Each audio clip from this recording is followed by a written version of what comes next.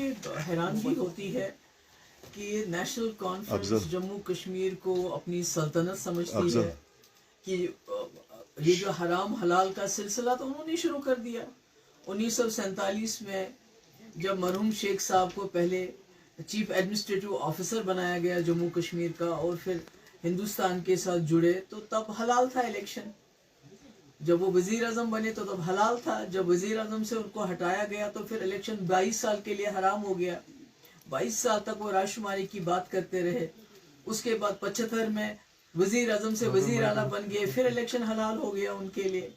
اور اس کے بعد 87 میں جب یہاں جماعت اسلامی اور دوسری جماعت اسلامی کوئی پہلی بار الیکشن نہیں لڑ رہی ہے. سید علی شاہ گیلانی صاحب مرحوم بہت پہلے سے الیکشن پروسیس کا حصہ تھے، مگر 87 میں حلال کو حرام کس نے بنایا ہے جماعت کے لیے الیکشن کو، یا دوسری جماعتوں کے لیے یا مف کے لیے.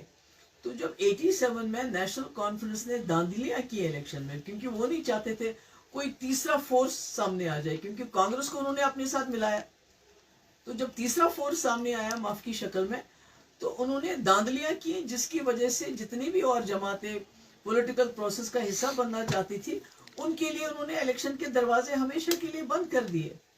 اور تب سے یہ جو حلال حرام کا سلسلہ تو انہی کا شروع کیا گیا. 22 سال تو یہ لوگ الیکشن میں حصہ ہی نہیں لے رہے تھے. کہہ رہے تھے ہم نے رائے شماری کرانی ہے، ہم نے جموں کشمیر کو آزاد کرنا ہے، ہم نے پاکستان کے ساتھ جانا ہے اور الیکشن لڑنا حرام ہے. تو مجھے بڑا افسوس ہے کہ اگر جماعت اسلامی الیکشن لڑنا چاہتی ہے بہت اچھی بات ہے.